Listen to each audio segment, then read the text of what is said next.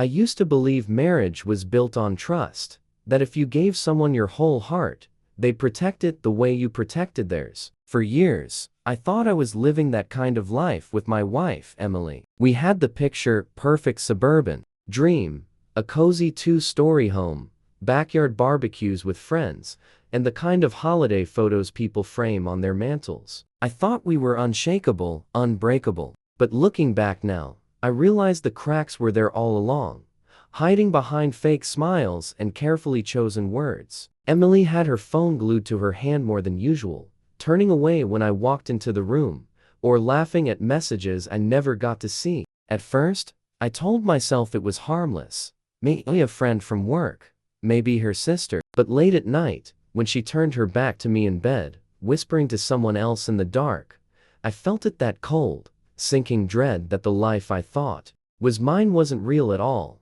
I tried to ignore it at first, brushing off the gut punches of doubt as paranoia, but the signs kept stacking up. She started coming home later, blaming overtime at work, yet her hair was styled differently, her perfume stronger, like she'd just come from impressing someone else. One night, I noticed the faintest smudge of lipstick on her blouse. That wasn't her shade, brighter, bolder, the kind of color she never wore. When I asked, she laughed nervously and said it was from a coworker's hug, but her eyes darted away, and I knew she was lying. My friends told me not to dig too deep, that sometimes it's better not to know.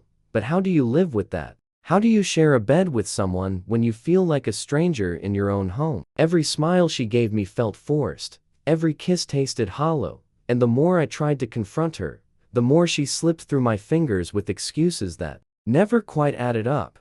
The breaking point came on a night I'll never forget. I had planned a quiet dinner, just the two of us, hoping maybe the spark could be reignited, maybe my suspicions would prove wrong. But when I reached into her purse to grab her phone because it wouldn't stop buzzing during the meal, I saw the name flashing across the screen, a man's name I didn't recognize. My chest tightened as curiosity overpowered hesitation, and before I knew it, I was scrolling through messages filled with late-night confessions, stolen kisses, and promises of forever that weren't meant for me. My hands shook, the room spun, and she looked up at me with wide, guilty eyes, caught in the act without saying a word. I didn't scream, I didn't cry. Instead, I sat there in silence, studying the face of the woman I thought I knew, realizing in that instant that our marriage had been nothing more than a carefully crafted lie.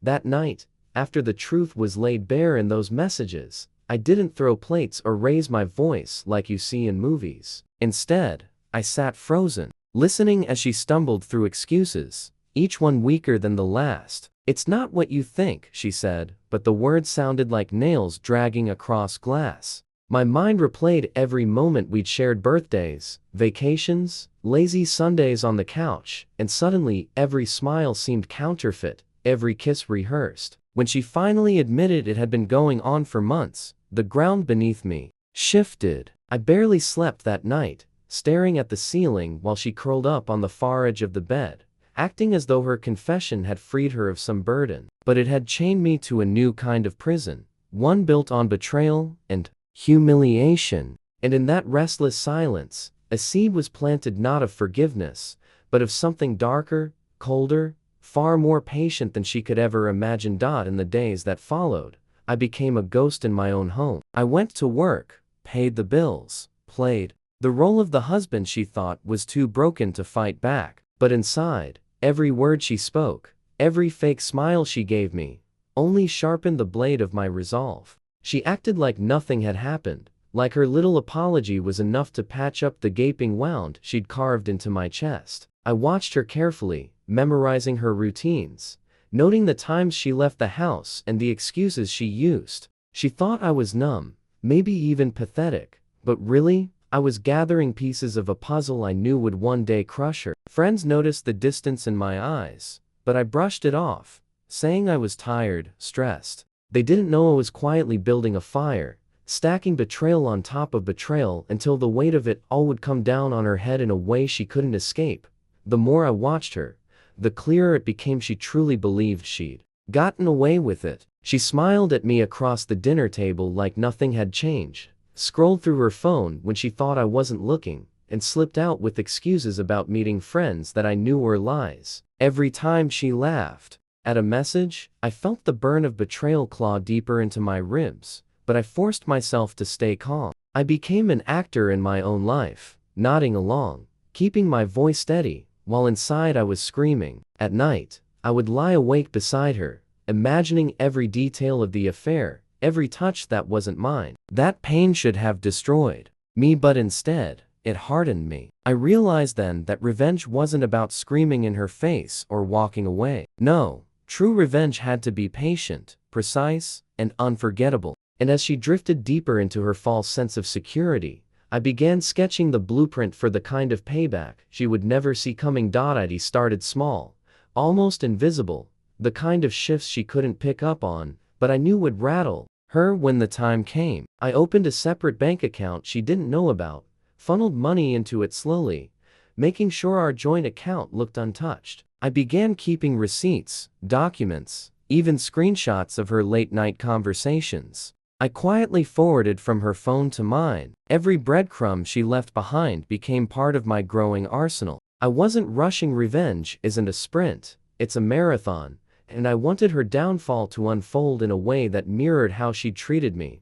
Calculated, deliberate, cold. While she thought I was clueless, I was 3 steps ahead, building connections with people she underestimated, like her closest friends who, surprisingly, had no idea she was sneaking around. I learned quickly that betrayal breeds sloppiness, and the sloppier she got, the more power I held in my hands. She thought she was the puppeteer pulling strings, but little did she know, I was already weaving the web that would eventually trap her for good. Once the pieces were in place, I began pulling the strings. I started with subtle disruptions, mentioning names she thought I couldn't possibly know, casually bringing up places she had been with him, watching her face drain of color as she scrambled to hide her guilt. I let her paranoia grow, planting seeds of doubt in her mind so she would second-guess everything. At the same time, I reached out to her lover's wife, a woman just as deceived as I had been. Together, we compared notes, timelines, and evidence, until we had an airtight case of betrayal that neither of them could talk their way out of. I remember the satisfaction of hearing her lover's wife's voice crack with both pain and relief as we promised each other that justice would come. While my wife laughed with her friends, I was orchestrating the perfect storm behind the curtain. Every lie she told tightened the noose, and every day that passed brought us closer to the reckoning she never saw coming. The night of their downfall was almost poetic. I invited her out for what she thought was a simple dinner to reconnect, and she arrived dressed as though she was meeting a lover instead of her husband. Halfway through the meal, I excused myself, leaving her at the table confused, impatient, scrolling her phone. What she didn't know was that across town, her lover's wife was receiving the very same messages and evidence I had gathered, blasting it out to family, friends, and even their workplaces. By the time I returned, her phone was blowing up, message after message exposing the truth she had worked so hard to bury. Her lover's wife filed for divorce that week, and his career crumbled under the weight of scandal. As for my wife, I handed her divorce papers that night, along with a folder detailing every bit of evidence I had collected: bank statements, texts, photos, even witness accounts. I told her calmly, "You thought I'd never find out, but I did. And now, you'll lose everything you betrayed me for."